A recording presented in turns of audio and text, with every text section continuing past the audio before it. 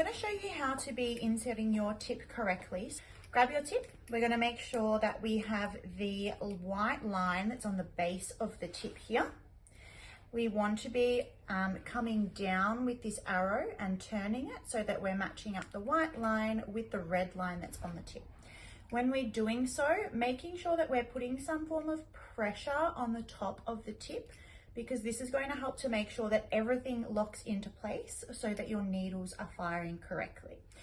So when we are coming down, now depending on your device, sometimes this can be a little bit tight, so you might want to hold it like this and turn, otherwise holding just with your finger on the top and turning, make sure you've got some pressure.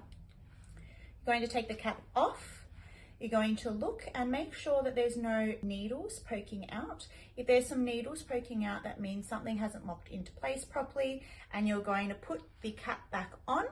There's two little nooks in the corners here, and you can see these two little plastic bits here. Just slotting them in like so, putting the cap back on, taking the tip off, and then go ahead again and making sure you're putting the correct pressure and really locking it into place.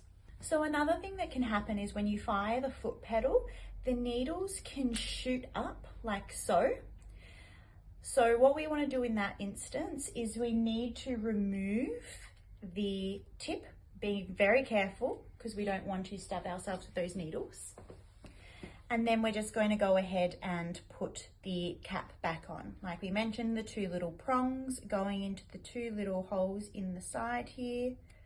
Just putting that on like so. This will reset the robotic mechanism so that we can go ahead and then put that back on in the correct way, like so. So this isn't a faulty tip. If you have a little bit of the needle sticking out or the needles just shoot out when you fire it, this does not mean the tip is faulty. This just means that the little T-bar hasn't locked into the T-bar in the handpiece, which means the robotic system isn't able to push the needles out properly. So just go ahead, take the needle off, reset, put the tip back on, and it should be working all fine. Of course, make sure that you're doing your 4 test pulses away from the client, not on the client's skin. Make sure it's firing properly before you go ahead and perform the treatment.